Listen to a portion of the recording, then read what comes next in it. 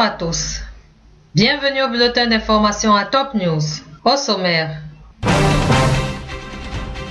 Les djihadistes de l'État islamique confrontés à une guerre d'usure à Kobane. Explosion à Ersal. Les enquêteurs militaires attaqués par des éléments armés.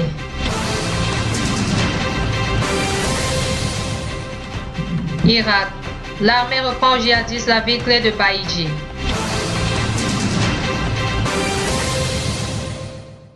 Mesdames et messieurs, voici les détails. Les djihadistes du groupe État islamique sont désormais confrontés à une guerre d'usure à Kobane, une localité kurde du nord syrien inconnue il y a 2 mois en raison de la résistance des forces kurdes et des frappes de la coalition internationale. L'État islamique contrôle plus de la moitié de la ville mais n'avance plus. Il y a quelques semaines, tout semblait indiquer que Kobane allait tomber et il est clair aujourd'hui qu'elle ne va pas tomber, affirme à l'AFP l'expert des mouvements djihadistes Romain Kaye. Le groupe extrémiste État islamique a diffusé jeudi un enregistrement audio attribué à son chef Abou Bakr al-Baghdadi, quelques jours après des rumeurs selon lesquelles il aurait été blessé ou tué par des frappes de la coalition sur les leaders terroristes en Irak. Dans ce message de 17 minutes, l'homme présenté comme étant Abou Bakr al-Baghdadi a notamment averti que les frappes de la coalition ne stopperaient pas l'expansion des djihadistes qui contrôlent déjà de larges pans de territoire en Irak et dans la Syrie voisine. Le message audio est le premier de Baghdadi depuis une vidéo diffusée en juillet, peu après la proclamation par l'État islamique d'un califat à cheval sur la Syrie et l'Irak, du chef de ce groupe extrémiste prononçant un prêche lors des prières du vendredi dans la deuxième ville d'Irak, Mossoul. La voix dans le document audio diffusé jeudi semble être la même, mais il n'a pas été possible dans l'immédiat d'obtenir une confirmation de son authenticité auprès d'autres sources.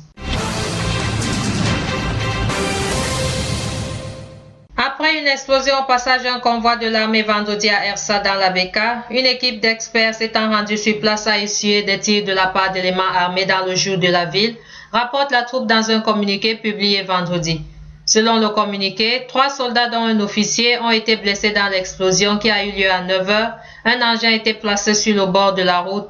Plus tard, les soldats qui accompagnaient les experts en route pour le lieu de l'attentat ont répliqué aux tirs dont ils étaient la cible et ont poursuivi les éléments armés sur les hauteurs de Ersal. Le commissaire du gouvernement près le tribunal militaire Saker Saker a engagé des poursuites contre 5 détenus pour appartenance à un groupe armé en vue de commettre des actes terroristes, rapporte vendredi l'Agence nationale d'information. Les détenus sont accusés d'avoir tendu une embuscade à l'armée dans la localité de Muhammara, au Akkar, au Liban Nord, et d'avoir infligé plusieurs pertes à la troupe. Les forces irakiennes ont pris vendredi le contrôle total de la ville stratégique de Baïdji, située à quelques kilomètres de la plus grande raffinerie d'Irak, après en avoir chassé les djihadistes du groupe État islamique, selon des responsables. Cette ville située au nord de Bagdad et qui échappait au contrôle de l'armée depuis plusieurs mois, se trouve sur la principale autoroute menant à la ville de Mossoul, plus au nord et sous contrôle de l'État islamique. Autre titre. L'accord préliminaire conclu entre la région autonome du Kurdistan et les autorités fédérales irakiennes pour le règlement d'un long litige sur les ventes de pétrole et les paiements de salaire des fonctionnaires est un premier pas très important, s'est félicité l'ONU vendredi. Le gouvernement régional du Kurdistan a indiqué jeudi que, lors d'une première étape, le gouvernement fédéral allait lui transférer 500 millions de dollars, 400 millions d'euros, en échange de quoi la région autonome mettrait 150 000 barils par jour à sa disposition. Le Premier ministre britannique David Cameron a demandé vendredi à Vladimir Poutine de cesser d'agresser l'Ukraine. Un pays plus petit et son homologue australien Tony Abbott a accusé le maître du Kremlin de chercher à restaurer la gloire perdue du tsarisme. Ces déclarations tombent la veille de la venue du président russe au sommet du G20 samedi et dimanche à Brisbane, dans l'est de l'Australie, à un moment où les Occidentaux agitent la menace de nouvelles sanctions contre Moscou en raison du conflit ukrainien.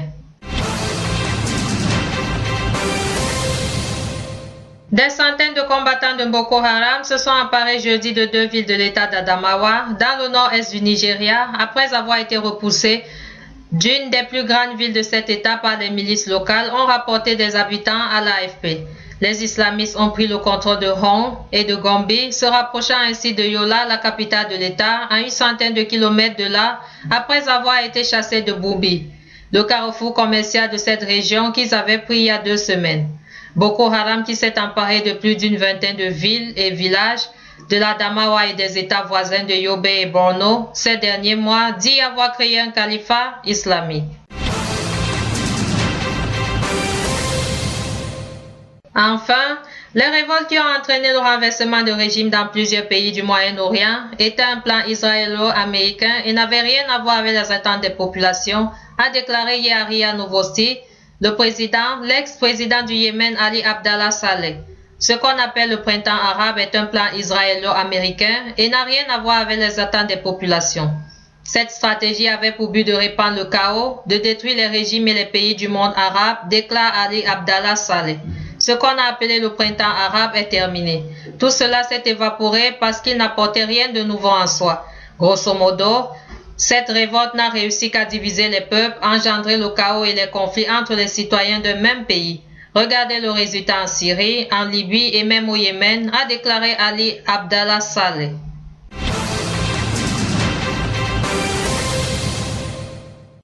Merci à vous qui nous suivez de Beyrouth et partout ailleurs. Bulletin présenté par Anna et Kame.